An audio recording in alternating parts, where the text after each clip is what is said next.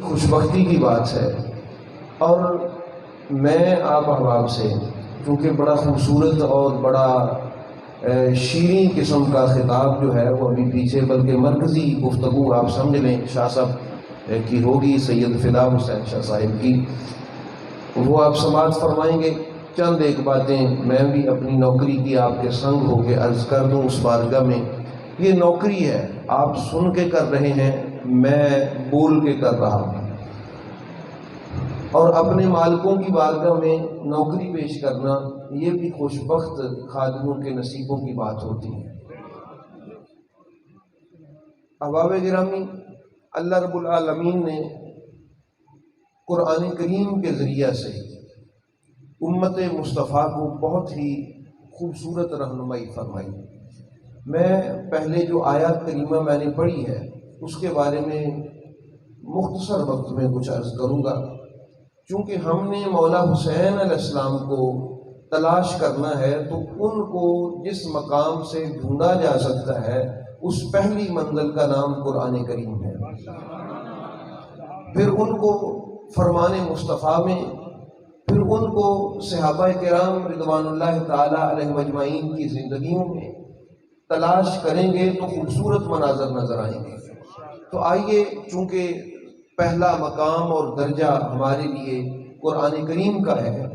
تو قرآن کریم میں یہ جو آیت کریمہ میں نے پڑھی ہے، انما یرید اللہ لیذھب عنکم الرجس اہل البیت ویطہرکم تطہیرا، چونکہ قرآن میرے نبی پہ نازل ہوا ہے، توجہ ہے نا سب کی؟ بس یہ میری درخواست ہوگی، متوجہ رہیے گا، آپ خالی جھولی واپس نہیں جائیں گے، انشاءاللہ العزیز رحمت و برکت کی خیرات لے کے ہم جائیں گے۔ یہ قرآن نازل ہوا ہے ہمارے رسول پاک صلی اللہ علیہ وآلہ وسلم پر، اور اس قرآن کی وضاحت کر دینا بھی ان کے ذمہ ہے۔ جو بھی وحی آتی ہے اور جو بھی اللہ کا پیغام آتا ہے اس کو واضح کر کے مسلمانوں کے سامنے بیان کر دینا،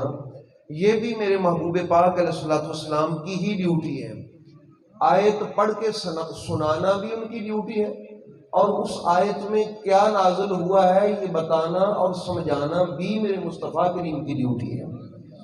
اب یہ والی آیت کریمہ جب نازل ہوئی تو صحابہ کرام رضوان اللہ تعالی علیہ اجمعین نے پوچھا، اچھا قربان جاؤ، کیا انتظام ہے میرے مالک کا؟ اپنے نبی کو بھیجا بتانے کے لیے، صحابہ کو منتخب فرمایا پوچھنے کے لیے، یہ عظیم نسبتیں ہیں۔ اللہ کا رسول بہت بڑا مقام ہے، اور پھر میرے محبوب کے ساتھ صحابہ کرام، یہ کیا ہماری خوش بختی ہے؟ تو فرمایا محبوب تمہیں میں نے چنا ہے بتانے کے لیے، اور ان نفوس قدسیہ کو چنا ہے پوچھنے کے لیے۔ یہ پوچھتے جائیں گے، آپ بتاتے جائیں گے، اور آنے والی نسلوں کے لیے دین بنتا چلا جائے گا۔ ہے صحابہ بھی مسلمان ہی ہیں، ہم بھی مسلمان ہی، لیکن ایسے ہے کہ جیسے ہم سفر کرتے ہیں کسی جہاز میں، تو اس میں وہ جو کپتان اور اس کا عملہ ہوتا ہے وہ بھی مسافر ہی سفر کر رہے ہوتے ہیں، اور ہم بھی اس میں سفر کر رہے ہوتے ہیں، لیکن ان کی نوعیت کچھ اور ہے، وہ لے کے جا رہے ہوتے ہیں اور ہم ان کے ساتھ جا رہے ہوتے ہیں۔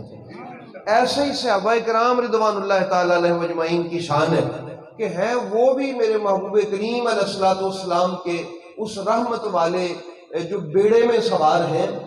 جا وہ بھی اسی منزل کی طرف رہے ہیں، اور جا ہم بھی اسی منزل کی طرف ہی رہے ہیں، لیکن شان ان کی یہ ہے کہ صحابہ ہمیں لے کے جا رہے ہیں اور ہم ان کے سنگ سنگ چلے جا رہے ہیں۔ تو یہ جو آیت میں نے آپ کے سامنے عرض کی ہے، آپ نے سماعت فرمائی، صحابہ کرام رضوان اللہ تعالی علیہ اجمعین عرض کرتے ہیں کہ یا رسول اللہ صلی اللہ علیہ وآلہ وسلم، یہ کن کے بارے میں نازل ہوئی ہے؟ انما یرید اللہ، تو میرے محبوب کریم علیہ الصلوۃ والسلام نے فرمایا فیہ، سب سے پہلا تو میں ہوں جس کی شان میں یہ نازل ہوئی،